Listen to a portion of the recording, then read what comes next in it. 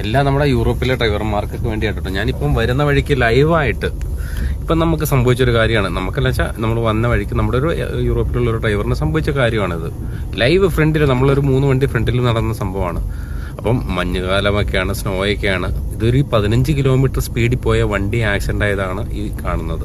അപ്പം എല്ലാവരും ശ്രദ്ധിക്കുക. 15 കിലോമീറ്റർ പോയ ഒരു വണ്ടി ഇങ്ങനെ ആക്സിഡന്റ് ആയിട്ടുണ്ടെങ്കിൽ അപ്പോൾ സ്പീഡിൽ പോകുന്നൊരു വണ്ടിയുടെ അവസ്ഥ എല്ലാവരും ചിന്തിക്കുക.